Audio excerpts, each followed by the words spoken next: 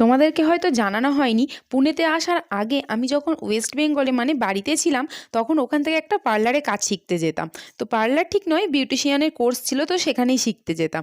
তো সেখানে আমাদেরকে কিছু একটা প্রজেক্ট করতে দিয়েছিলো, তো বিভিন্নজন বিভিন্ন রকমের প্রজেক্টের কাজ নিয়েছিল, কিন্তু আমরা কী নেবো ভেবে পাচ্ছিলাম না। তারপরে ম্যাম দিল আমাদের সেই প্রজেক্টের সাবজেক্ট। তো ম্যাম আমাদেরকে বলেছিল হেয়ারের ওপরে করতে, হেয়ারের যে সমস্ত ডিটেলস হয় সেইগুলো নিয়েই আর কি একটা কিছু প্রজেক্ট মতন বানিয়ে দিতে। তো সেই রকম আমরা আর কি আর্ট পেপার দুরকম কালারের, কালো আর হলুদ দুরকম আর্ট পেপার কিনে নিয়েছি। আর যে প্রিন্ট আউটগুলো বার করতে হতো সেগুলো ম্যাম পিকচার আমাদের ফোনে পাঠিয়েছিল, আমি সেগুলো দাদার কাছ থেকে নিয়ে পাঠিয়ে নিয়েছি। তো এক একটা গ্রুপে অনেকজন করেই থাকছে, কেউ 7-8 জন করে, আবার কোনো গ্রুপে 4-5 জন। তো আমাদের গ্রুপে আমি আর দিদি প্রথমে ছিলাম। তো তারপরে এসে আমার এই দুটো ননদ যোগ হয়েছে। একটা ননদের বাড়ি একটু দূরে, তাই জন্য ও আসতে পারেনি। বাট এখানে আমাদের কাছে যে ননদটা বসে আছে দেখছো, এ হচ্ছে কি আমাদের বাড়ির কাছাকাছি, তাই জন্য আমরা 3 জন মিলে একসঙ্গে বসে প্রজেক্টটা বানাচ্ছিলাম। তো বানাতে বানাতে আবার দিদি উঠে চলে গেছে রান্না করতে।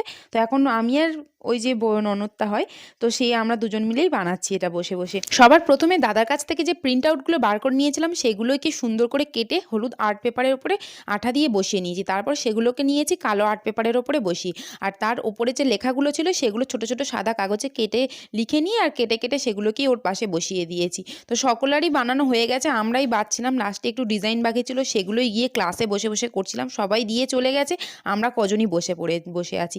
তো ওরা বাকি কাজগুলো ফিনিশ করছে, তার মধ্যে আমি একটু ঘুরে ঘুরে দেখছি কে কোথায় কী প্রজেক্ট বানিয়েছে। আর এইখানে এই যে প্রজেক্টগুলো দেখছো সবাই এক এক করে টাঙিয়ে দিয়ে চলে গেছে, লাস্টেরটা আমরাই শুধু বাকি আছি, আমরাই টাঙাবো। কেউ করেছে কলকা, আবার কেউ ফেসিয়াল, কেউ হেয়ার স্টাইল, কেউ মেহেন্দি, কেউ মানে বিভিন্নজন বিভিন্ন রকমের কাজ করেছে। হাই গাইস, আমরা করছি প্রজেক্ট সবার লাস্টে, কারণ কি আমরা last bencher, sorry back benchers. আর এই যে ম্যাডাম কোনো কাজ করে না, চুপ করে বসে থাকে। সব কটার মধ্যে আমার কিন্তু ওই যে শাড়ি ড্র্যাপিংটা দেখালাম তোমাদেরকে, ওইটাই সবথেকে ভালো লাগে। তো আমরা প্রথমে শাড়ি ড্র্যাপিংটা নেওয়া ভেবেছিলাম, কিন্তু প্রচণ্ড খাটুনি, তাই লাস্টে আমরা এই হেয়ারটাই নিয়েছি। তাও দেখো আমরা লাস্ট হয়ে গেছি।